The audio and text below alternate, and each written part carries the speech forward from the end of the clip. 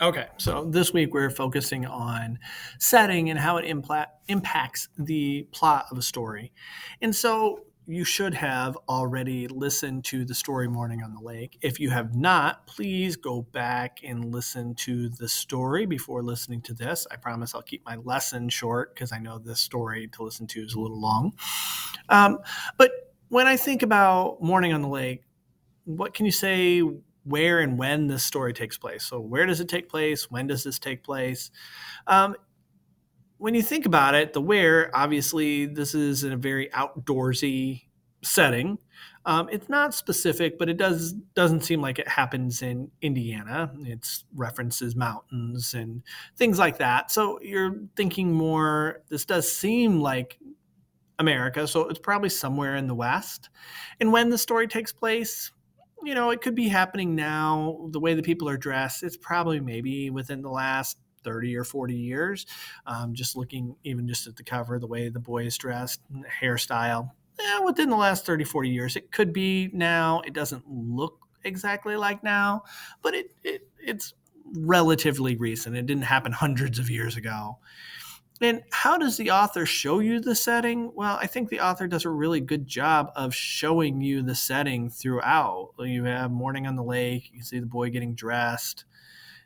The illustrations are really great, but then you hear the description, a low, mellow, haunting hoot across the water, and then another call, and another, I shiver, but I am not cold. You're not seeing it. This is hearing it. This is still part of the setting. It helps you understand where you are, sets that place, describes the loon and their red eyes, and you get to see the boy staring. So the author does a really good job being detailed and connecting the illustrations with the words.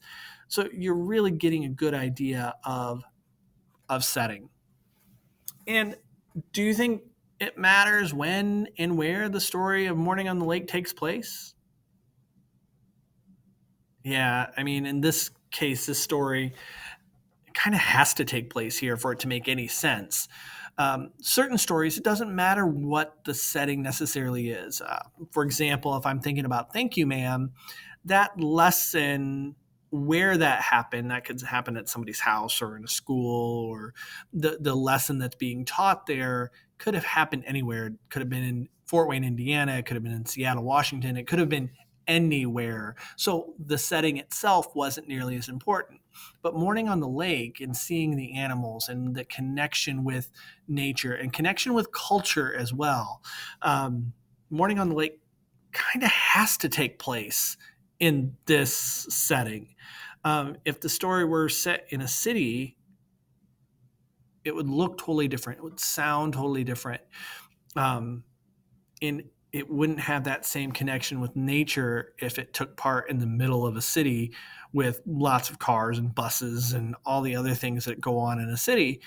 It just couldn't be the same story.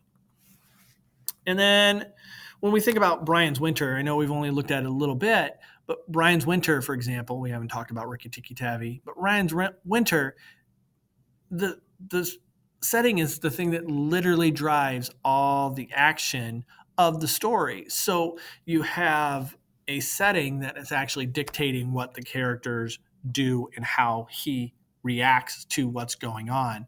So the setting is extremely important in that particular setting. Where if you think about Melody and um, Out of My Mind, we don't know what city she actually lives in. We know she's in Ohio somewhere, but it's never really stated because that story, Melody's story, could have happened in any school in any state.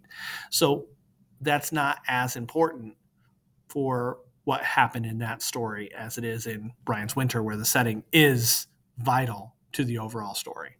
Okay, so now that you've listened to this, you've listened to me, I've got some follow up questions for you to answer. If you have any questions, please let me know.